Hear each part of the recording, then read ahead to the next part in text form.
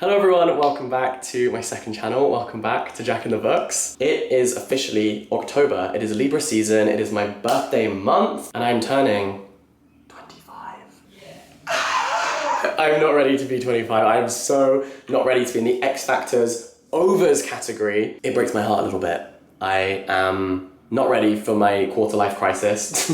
25 is very upsetting to me. If anyone mentions it, I will kill you violently because I am mourning the loss of my early 20s. It's the end of Q1, baby. Anyways, before we get into the existential crisis, these are the 5 books that I want to read this month. So I'm going to talk to you about them. This one, oh my god, was such a steal. This is Joan is Okay. It's by Wei Wang, and I've wanted to read this book for ages and ages and ages, and then I went to a thrift store the other day and they were selling it for a bargain price. Okay, so hardbacks normally in the US, this would have been $27 to buy new. I got it for $8, and it literally looks like it's never been touched. I went to this amazing thrift store. I'm gonna do actually a whole separate thrift store vlog or haul video showing what I got because I got some absolute bargains. Someone clearly was getting rid of a bunch of brand new literary fiction and I bought all of it. One man's trash is another man's treasure. Trust me, I think that probably someone went and took a whole bag of books they didn't want anymore and I went and bought all of them. So anyway, one of those books that I bought was Joan is Okay, and I'm even more excited to read it because it was such a bargain. For pretty much a brand new hardback, $8, that is a steal. So, Joan is a 30-something ICU doctor at a busy New York City hospital. Also, you know, I love reading New York narratives, New York stories, seeing other people's interpretation of this city. The daughter of Chinese parents who came to the United States to secure the American dream for their children, Joan is intensely devoted to her work, happily solitary, successful. She does look up sometimes and wonder where her true roots lie, at the hospital, where her white coat makes her feel needed, or with her family, who try to shape her life according to their own cultural and social expectations. So her parents have moved back to China and then her father dies suddenly. And so her mother returns to America to kind of reconnect with her children. Deceptively spare and quietly powerful, laced with sharp humor, Joan is Okay touches on deeply resonant matters, being Chinese American right now, working in medicine at a high-stake time, finding one's voice within a dominant culture, and being a woman in a male-dominated workplace. But above all, it's a portrait of a remarkable woman so marvelously surprising that you can't get her out of your head. I love a book where the character stays with you long after you've kind of turned the final page. You're still thinking about that character like it's someone that you met once, you know? So that is Joan is Okay, and I hope this book will be more than just okay. Anyway, moving on. This one is a book that maybe I shouldn't be reading in October because it's called August Blue. Wrong month to be reading this, but I'm late with everything. I am perpetually late, and so reading a book called August Blue in October makes total sense to me. This is by Deborah Levy, who I've actually never read any of her fiction. I've only read her non-fiction where she talks about the craft of writing, which is kind of meta. So she writes these books about being a writer, the state of creating art. And so I'm really intrigued because I love those books. To see the art that she actually creates. So this is the description. If she was my double and I was here, was it true that she was knowing, I was unknowing, she was sane, I was crazy, she was wise, I was foolish. The air was electric between us, the way we transmitted our feelings to each other as they flowed through our arms, which were touching.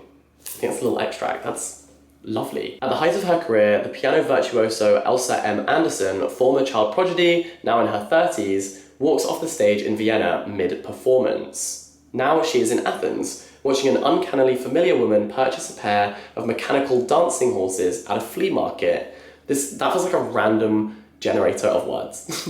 What? Elsa wants the horses too, but these are no more for sale. She drifts to the ferry port, on the run from her talent and her history. So begins her journey across Europe, shadowed by the elusive woman who seems to be her double, a dazzling portrait of melancholy and metamorphosis. Deborah Levy's August Blue uncovers the ways in which we attempt to revise our older stories and make ourselves anew. So cool. And it's got that kind of classic literary fiction cover of two faces merging. But I was really excited about this because I spent a lot of time in Greece over the summer, and honestly, I'm not over it. I'm not over the fact that the summer is over. I haven't come to terms with that yet, and so I'm going to just continue to live my summer fantasies vicariously through this book. of someone like traveling through Europe, especially through Greece. Before I move on to the next book, I just wanted to let you know that today's video is very, very kindly brought to you by Squarespace. Squarespace is the all-in-one platform for building a website or an online brand. And the best news is you don't need any coding experience, you don't need to be an expert web developer or designer because Squarespace has done all of the hard work for you. They have hundreds of incredible templates which are the perfect starting point for building your dream website and bringing your vision to life. There's a blogging feature, there's also great analytical tools so you can share what's going on behind the scenes on your blog and then analyze how much people care.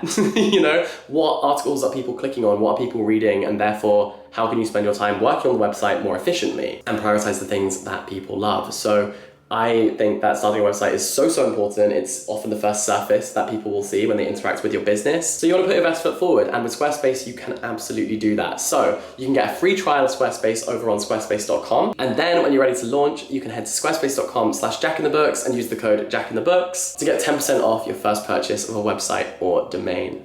You're welcome. Next, this is a memoir that I've already started reading. It's called Stay True. It's by Kwasu, and it is basically a story of friendship, and it is just gorgeous. There are so many extracts already that made me tear up because it's just such a beautiful elegy for a friend. It's a coming of age story. It's about kinship. It's basically about this guy that he meets at college. Super moving, super intimate, super vulnerable. And it's all about searching for meaning and belonging in life, but specifically through our friendships. And the way I love books about friendship, I think they're one of the great kind of loves of your life. This writer won the Pulitzer Prize. It's described by the LA Times as achingly tender. And I think that's the perfect way of summarizing this book. So I am really enjoying this so far. I'll let you know what I think when I'm finished on Goodreads, on the Story Graph, on Instagram, on TikTok, on this channel. You know how it is. You know the score. Now this book I've seen recommended so many times, and you know when the way someone describes a book makes you immediately want to go and buy it and read it and consume every page of it. That's how I felt about this book. I've seen so many TikToks, and you guys have tagged me in so many TikToks being like, you have to read this book. It's called A Swim in a Pond in the Rain, and it's by George Saunders, who is the author of Lincoln in the Bardo, in which 4 Russians give a masterclass on writing, reading, and life. The subtitle is written like this, so that's why I had to kind of rotate the book. For 20 years, George Saunders has been teaching a class on the Russian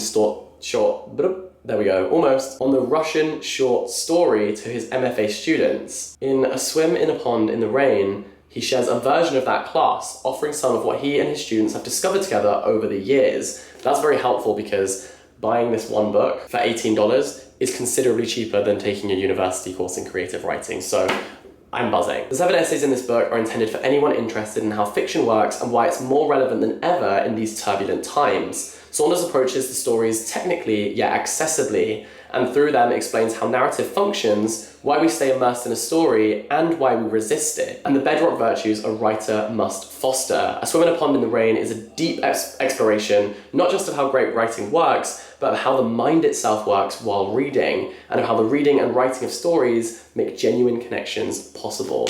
How good does that sound? And as someone who is working on my debut novel and loves the craft of writing, I love analyzing and criticizing and talking about writing as well. I think this is like essential reading, and I almost can't believe that I haven't read it before now. So I'm making up for lost time. I'm turning 25, so I need to read this before then. And then finally we have Kings County by David Goodwillie. I just know this man was bullied in school.